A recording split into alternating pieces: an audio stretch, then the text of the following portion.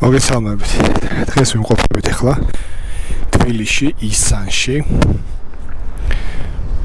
ეს არის ბარბარეს ეკლესიის მოპირდაპირე მხარე და საყოველთაოდ ცნობილი როგორც დირსი. გეცოდინებათ ალბათ საცხოვრებელი კომპლექსი, აი დირსის საცხოვრებელი კომპლექსის მიმდებარე ტერიტორია. აი ასეთ დღეში არის ახლა არის ძველი корпуსები. აი ამ ტერიტორიაზე ხედავთ და აი ასე წამოსული დირსის გარდა ახალი корпуსები. საუზის მიმდებარედ დაწყებული ტერიტორიიდან დაწყებული მიდის ასე ვთქვათ დირსამდე. და მთავრდება დირსის საცხოვრებელი კომპლექსების შემდეგ. საკმაოდ დიდი ტერიტორია, რამოდენიმე ჰექტარი. და რით არის ახლა საინტერესო ეს ყველაფერი და რატომ ვართ აქ მოსული? ეს იყო ყოფილი მარქსის სახელობის კოლმეურნეობის ზონა. ან ძველ დროში, აი წარმოიდგინეთ რა წლებზე არის საუბარი. მე-20 საუკუნის დასაწყისიდან მოყოლებული ამ ტერიტორიაზე იყო საკოლმეურნეო მიწები. ადამიანები ამუშავებდნენ ამ ტერიტორიებს და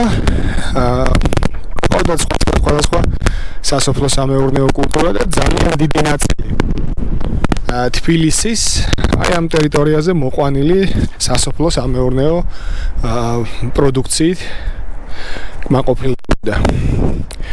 შემდეგ გავიდა წლები და რატომღაც ჩათვალეს ცალკეულმა პირებმა, რომ ეს უფლება, ანუ ქონებაზე საკუთრების უფლება კოლმეურნეების წარმოიდგინეთ, აი ამ კოლმეურნეობა ამ ტერიტორიაზე ხარ რამდენი ადამიანი იქნებოდა დასაქმებული, ხო? ამ ადამიანების საკუთრება უნდა გამქრალიყო. უფლება უნდა გამქრალიყო, მათ შორის მენტალურადაც ამ ადამიანებს არ უნდა ცოდნოდათ, არ უნდა დაეჯერებინათ, რომ ეს მათი საკუთრება იყო, ეს იყო რაღაც ჯერ საბჭოთა ხელისუფლების და მერე უკვე დამოუკიდებლობის პირობებში უკვე ახალი ხელისუფლების საკუთრება. და შეიძლება ითქვას, რომ წარმატებულად განახორციელეს ეს ჩანაფიქრი, იმიტომ რომ სულ რამოდენიმე პირია, ვინც მოახერხა და საკუთრება დაირეგისტრირა ამ ტერიტორიაზე. დანარჩენი ადამიანები არიან ჰაერში და პირველი გაქრობა მასალების და აორთქლება დაიწყო მას შემდეგ, რაც დაანონსდა დირსის საცხოვრებელი კომპლექსის მშენებლობა. ეხლა ნორმალურ პირობებში და ნორმალურ ვითარებაში როგორ მიმდინარეობს, ხო? ეს პროცესი შემოდის სამშენებლო კომპანია, ურიგდება კერძო მესაკუთრეს, მას აკმაყოფილებს ან თანხით, ან უძრავი ქონებით, ან ალტერნატიული ფართით, ან იმავე აშენებულში საკუთრებით და ის ახორციელებს თავის სამეწარმეო საქმიანობას, корпуს აშენებს და იღებს ამით შემოსავალს. მაგრამ რატომღაც გადაწყდა, რომ ეს корпуსები ისე უნდა აშენებულიყო, რომ ამ ადამიანებს არაფერი არ უნდა მიეღოთ. და ეს ძალიან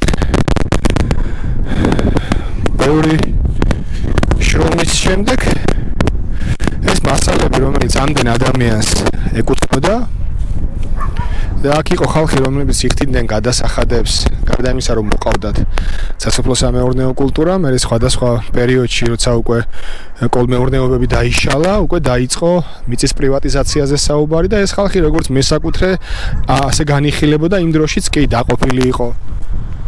ნაწილებად ტერიტორია მიწის გადასახადს იხდიდნენ და ყველა მიცოდა აქ ვისი რა იყო და არა მარტო ყველა მიცოდა, იყო სპეციალური ორგანიზაცია იმ დროში, რომელიც საკოლმეურნეო მიწებს აღწერდა და ქონდა ჩანაწერები კოლმეურნეების შესახებ, რომლის ტერიტორიაზე ნაკვეთებს ფლობდნენ. ან ჩავთვალოთ, რომ აი თანამედროვე რეალობაში რასაც საჯარო რეესტრი ასრულებს, აი ამ ფუნქციის მატარებელი იყო ორგანიზაცია, რომელიც აღრიცხავდა კოლმეურნეების საკუთრებას მსგავს ტერიტორიაზე.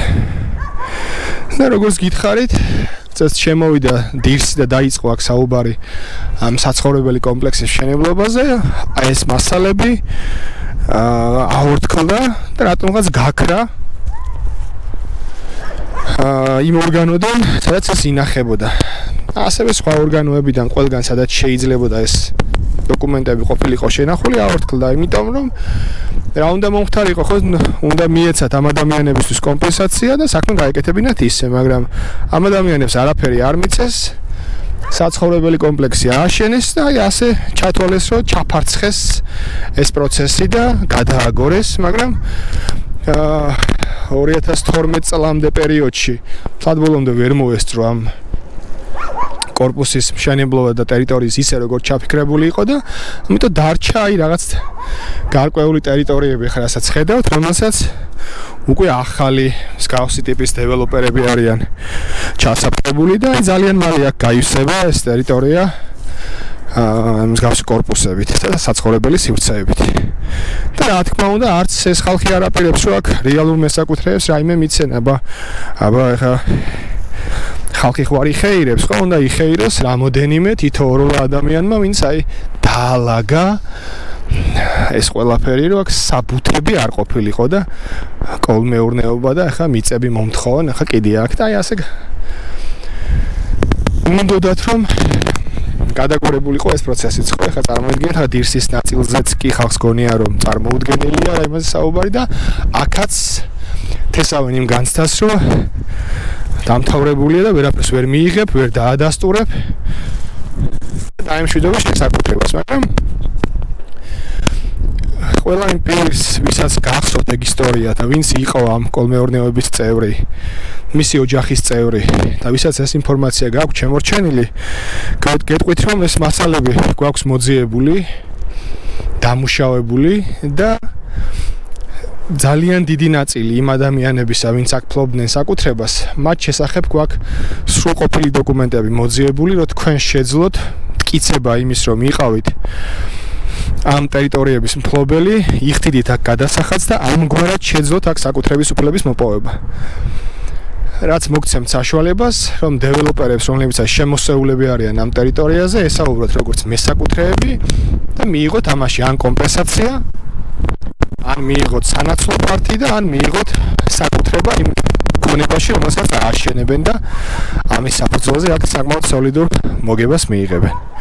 ჩვენ რა თქმა უნდა, სამეწარმეო საქმიანობის წინააღმდეგნი არა ვართ და მშენებლობის წინააღმდეგნი, ჩვენ გვინდა რომ უბრალოდ ეს ყველაფერი ისე აშენდეს, რომ სამართლიანობა იყოს დაცული და მესაკუთრეს მიეცეს საშუალება, რომ საკუთარი ქონებიდან მიიღოს შემოსავალი.